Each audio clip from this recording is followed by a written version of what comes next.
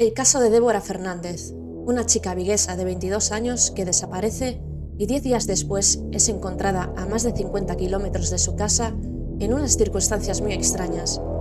Vamos a intentar repasar la cronología de los hechos, visitar las localizaciones de este crimen y hacer la última ruta que realizó Débora el día de su desaparición.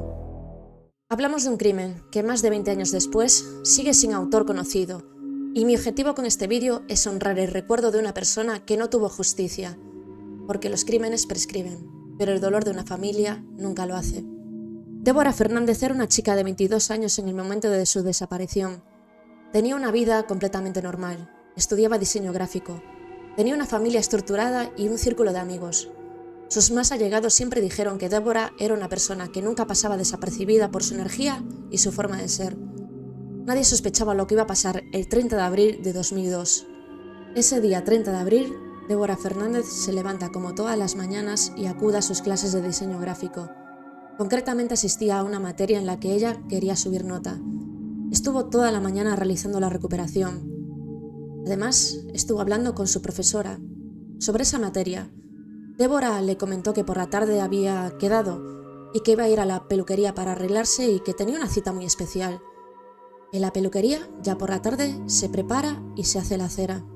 Terminada la recuperación de la materia en su escuela, Débora se marcha a casa. Llega sobre las 3 menos cuarto. La familia solía comer sobre las 3 de la tarde. Una vez terminada la sobremesa, Débora se mete en su habitación. Este punto es importante porque es el único sitio de la casa en donde hay internet. Cierra la puerta de su habitación y allí pasa un rato largo.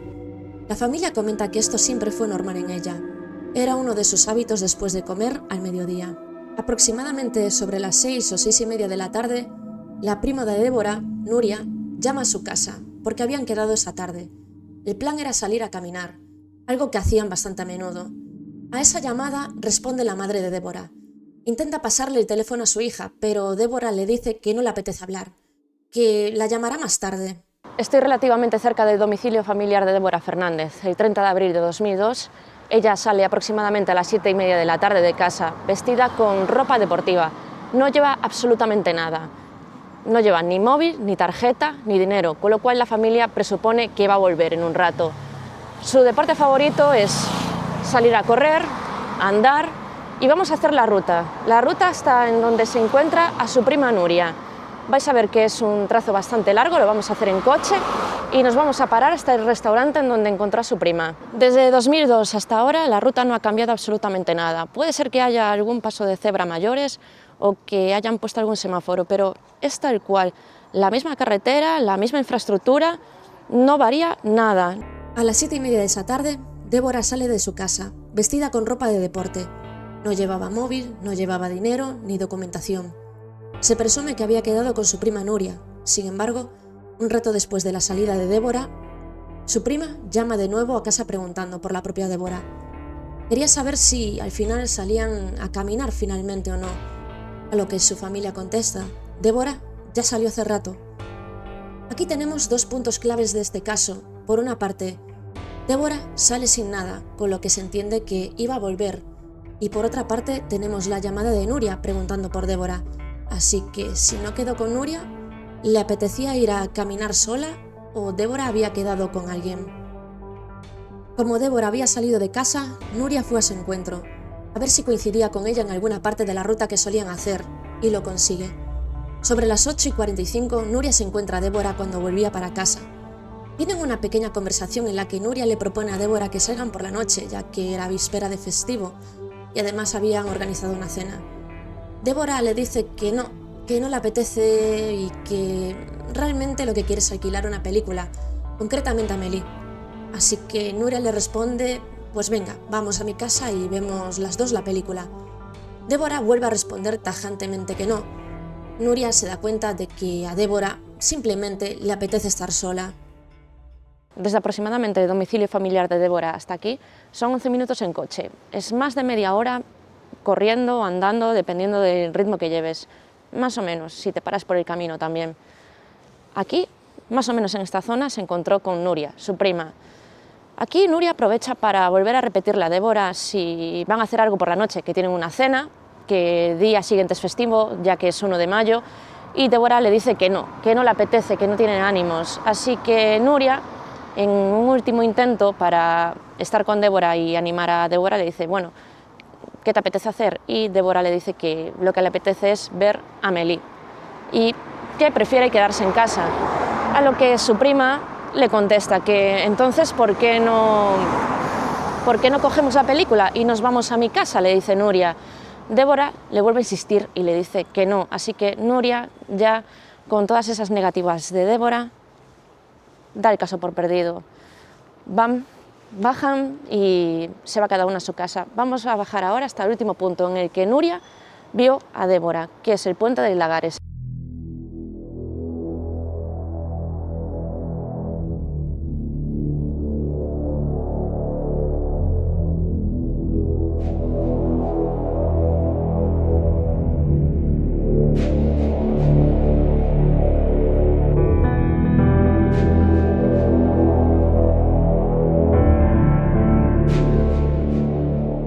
Esta es la curva en donde se despidieron Nuria y Débora Fernández. Ahora nos dirigimos a la entrada del paseo marítimo. Ahí la ven subir a las escaleras a las 8:38. Vamos a ver que desde este punto al siguiente hay aproximadamente 5 minutos. Así que esta vez sí que vamos a ir andando y vais a ver desde el paseo marítimo toda la recta que supone ir andando otra vez hasta su casa.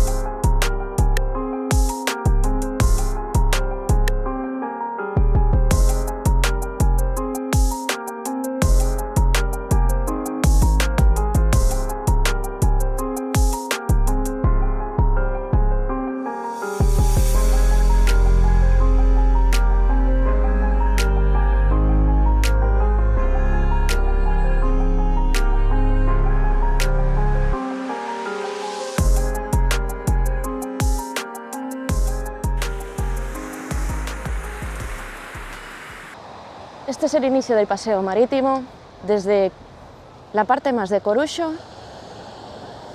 y hacia el fondo, donde está el último árbol, es donde termina aproximadamente. Como veis, es bastante paseo, seguramente es más de 20 minutos andando, media hora, depende del ritmo que lleves. Que haya empezado la ruta de Débora Fernández de día y que terminemos de noche no es una casualidad.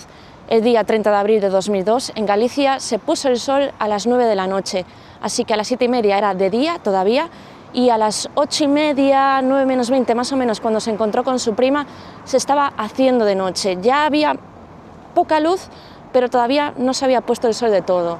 Y por eso es lo que quería enseñar también, porque me parece un dato muy importante.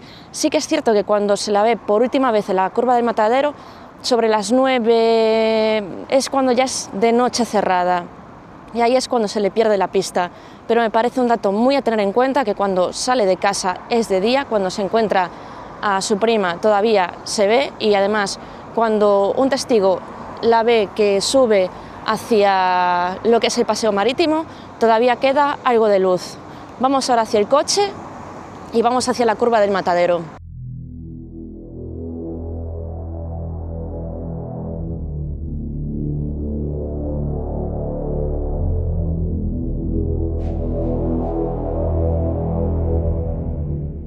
Sobre las 9 de la noche, esta curva es el último punto en donde ven a Débora. Los testigos describen la escena como si estuviese esperando a alguien. ¿Cambiaría de planes? ¿Se encontraría a alguien? Mientras a Débora se le perdía la pista cuando salió a caminar, sus padres fueron a cenar y cuando volvieron no encontraron a su hija en casa. Esto no era nada raro.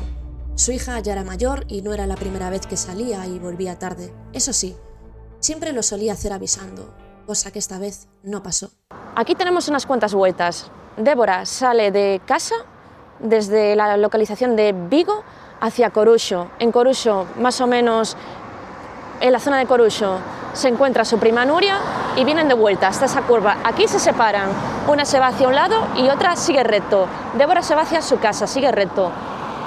Débora es vista por última vez en la curva del Matadero y allí ya no llega a casa. De esa curva a su casa son 5 minutos. ¿Qué pasa? Aquí viene la gran pregunta. Hemos visto toda la ruta. En coches son aproximadamente entre 11, 12, 13 minutos, dependiendo la hora. Ahora mismo hay mucho tráfico. Más tarde va a haber menos gente. Pero la gran pregunta es, si Débora está en la curva del Matadero, ¿cómo es posible que después la vean en un videoclub de Coruxo y que además la vean sin sudar, sin, ningún tipo de evidencia que hiciera pensar que estaba haciendo deporte? No estaba ni cansada ni nada. Lo más lógico es que la llevara un coche, algún vehículo, hacia ese videoclub. Pasa la noche y Débora no aparece.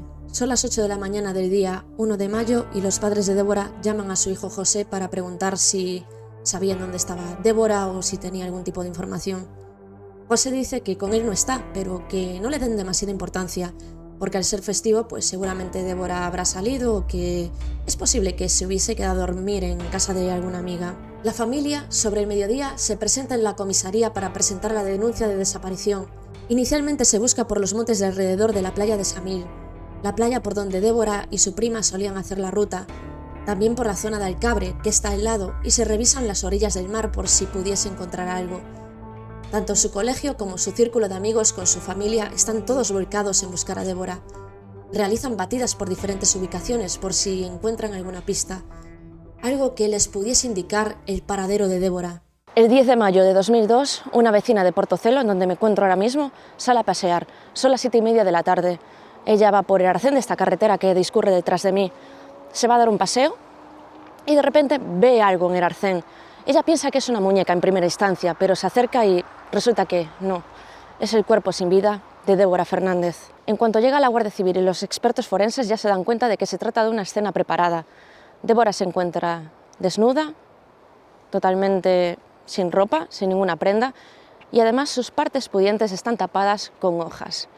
Esto les da a pensar a la policía y a las autoridades y a los expertos que se trata de una escena preparada, de un tipo de escenografía. Los expertos ya definen todo este escenario como algo teatral, algo que está puesto a propósito. Desaparece Débora y 10 días después es colocada en el arcén de una carretera con total visibilidad. El cuerpo fue dejado en una de los laterales de la carretera y se veía perfectamente a la luz del día.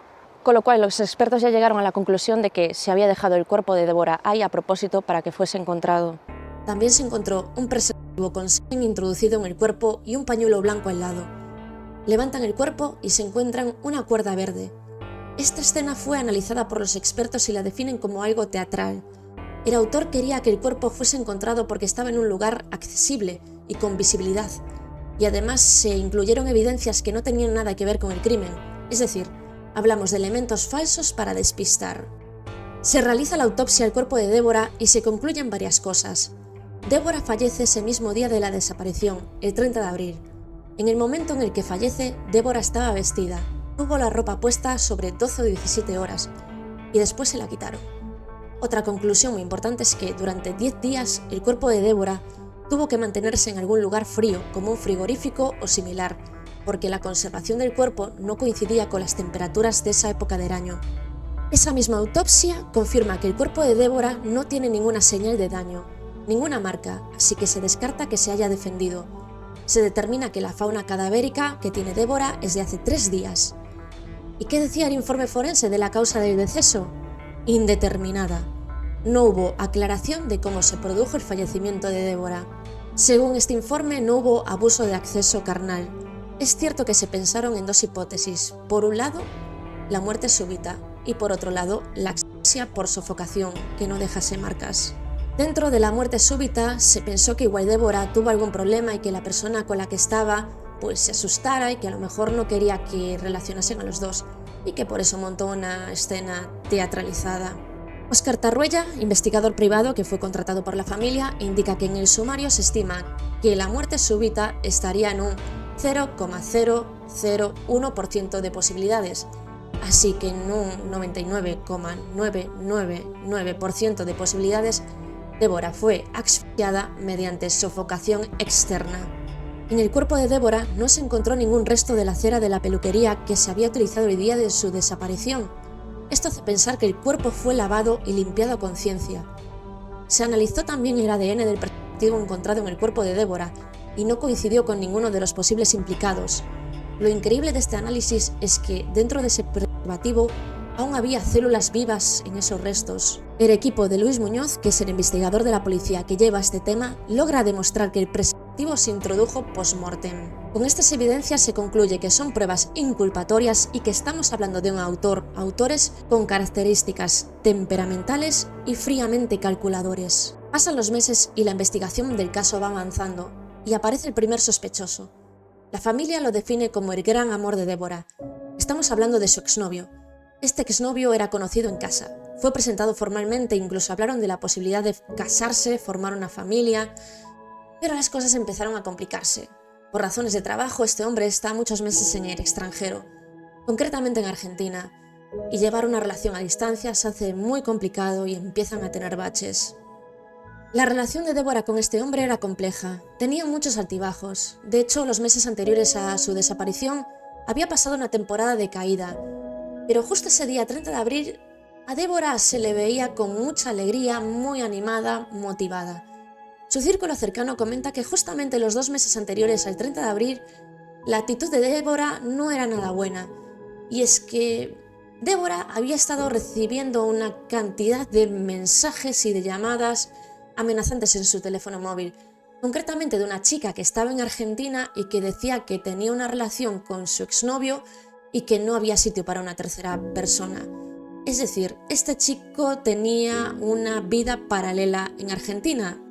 La propia hermana de Débora confirmó en una entrevista que más o menos en los meses de febrero a abril su hermana Débora había tenido el móvil apagado de forma intermitente para no tener que recibir este tipo de llamadas o de mensajes. Este hombre es, en esos momentos, exnovio o novio de Débora. No se sabe con claridad. Tuvieron una relación de aproximadamente 3 años. Él siempre intenta desvincularse emocionalmente de Débora. A pesar de que trabajaba muchos meses en el extranjero, justo esas semanas las estaba pasando en la zona. A pesar de los esfuerzos de este hombre por desvincularse del caso, Rosa, la hermana de Débora, declara que la noche anterior a la desaparición tuvieron una conversación. En ella, Débora le confirmó a su hermana que estaban pasando por una crisis con su pareja, es decir, que este chico y Débora tenían conversaciones a menudo, pero que las cosas no estaban saliendo bien. Débora le confirmó a su hermana que estaba deseando volver a verlo para poder solucionar las cosas. Todas estas conversaciones se mantuvieron vía Messenger y por teléfono. El mismo mediodía en el que desaparece Débora, ella tiene una conversación con su hermano José, y es que su hermano estaba al tanto de las cosas que estaban pasando porque llega a sus oídos que el novio o exnovio de Débora tiene una segunda vida en Argentina, y así José se lo hace saber a Débora.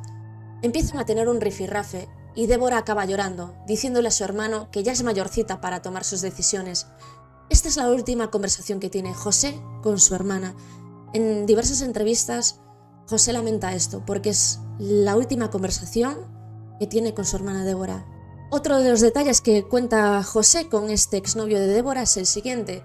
Es que ellos estaban pintando una pancarta en la escuela de diseño donde estaba estudiando Débora para dar a conocer que su hermana estaba desaparecida y hacerla colgar en el estadio Balaídos, en donde juega el Celta, y colocarla así en un partido para dar visibilidad de forma nacional al caso. Este novio o exnovio aparece por allí y se ofrece a colocarla, ya que tiene buena relación tanto con la directiva, con el club, con los jugadores del Celta. Empieza el partido y la pancarta no aparece. Su hermano José se da cuenta de que la pancarta está tirada en una esquina de un córner, arrugada y casi escondida, así que él con 3 amigos van a colocarla en el descanso del partido.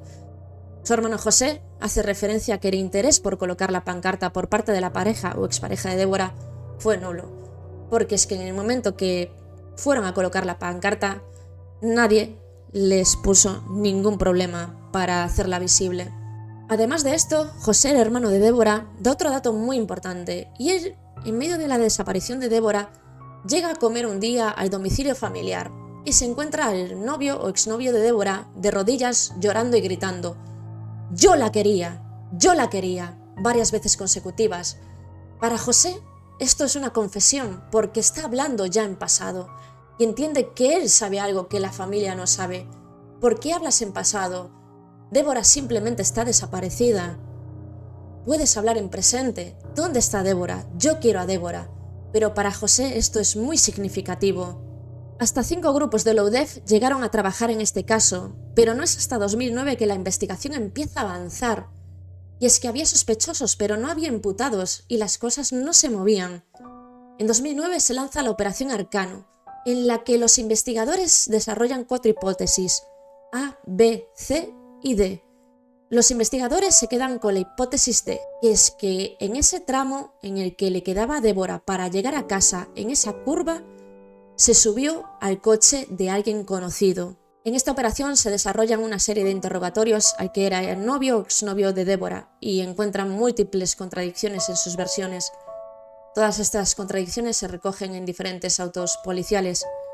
En el futuro incluso llega a dar varias versiones más y acaba confesando que mintió en algún momento para no verse involucrado en esta investigación. El coche de este hombre fue inspeccionado muchos años después. Hablamos de un coche que tenía 20 años de antigüedad y que la inspección fue realizada 9 años después de los hechos. Y es que justo el día del registro de ese coche no encuentran nada que mandar al laboratorio, es decir, el coche no tenía absolutamente ningún pelo, ninguna fibra, absolutamente nada que se pudiese investigar. Parecía que ese coche estuviese recién limpio de forma concienzuda. Su exnovio deja el coche, además, los días de investigación en un parking, junto a una vivienda que tenía su familia y que es curioso porque además tiene un garaje. La hermana y la prima de la víctima explicaron a la policía que, ahora investigado, les explicó que había dejado ahí el coche porque olía muy mal y que había tenido que limpiar el vehículo en profundidad, ya que se había olvidado dentro unos langostinos. Parece ser que un empleado del mismo parking le preguntó qué era lo que tenía dentro, que olía muerto.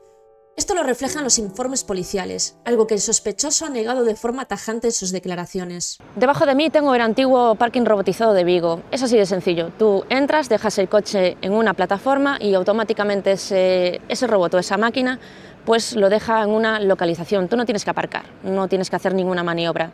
Después enseñas el ticket de la máquina y esa máquina te vuelve a traer de vuelta el coche. Unos días después de la desaparición de Débora Fernández, su exnovio deja en este parking el coche. Ahí pasa algo que hace que uno de los empleados del parking se tenga que acercar al coche. Este empleado le dice al exnovio de Débora: oye, tu coche huele a muerto. A lo que el exnovio de Débora contesta: claro, es que con todo esto me he dejado una caja de langostinos en el maletero que tenía que entregar en un restaurante y se han podrido ahí. Este caso tiene muchas lagunas. De hecho, la siguiente información que os voy a comentar ha sido a través de la familia, porque la familia se movilizó en su momento. Y es que ellos empiezan a hacer ruido a través de las redes sociales. Crean un grupo de Facebook llamado Justicia para Débora y se logran reunir tantas firmas que consiguen reabrir el caso en marzo de 2019. Lo increíble de este grupo de Facebook es que hay una persona que manda un mensaje en él que pone: me da mucha pena este caso porque yo estuve con Débora este día. Claro, a la familia esto le choca, porque se supone que ya habían interrogado a las personas con las que Débora había pasado ese día. La familia le manda un mensaje de vuelta a esta chica y contesta: estuve con Débora el 30 de abril, en el videoclub de Coruxo, Videoclub 38. Sobre las 9:30 de la noche. Esta chica da detalles de cómo iba vestida, que Débora iba acalorada de hacer deporte, pero que no sabe confirmar si iba sola o acompañada. La familia se queja de que la policía había investigado y tenía una lista de decenas de videoclubs, pero justo ese, que no estaba muy alejado de la zona de la desaparición, no se había revisado. La policía dice que sí que se revisó, pero que no encontraron nada.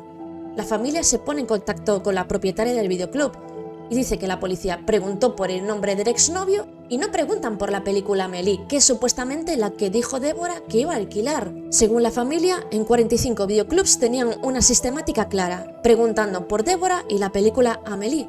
Sin embargo, justo en este videoclub preguntan por otros datos diferentes.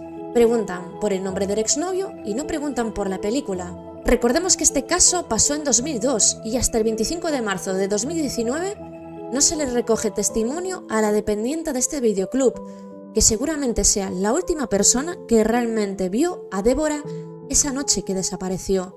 Y recordemos el testimonio de Nuria. Débora ya estaba de camino a casa y hay testimonios que la ven en la curva del matadero.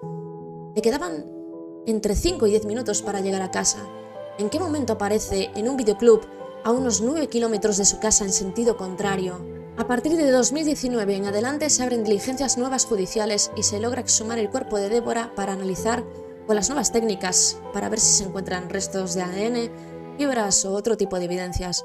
Se logra extraer debajo de las uñas de Débora ADN, hacen sus análisis y no es coincidente con ningún sospechoso.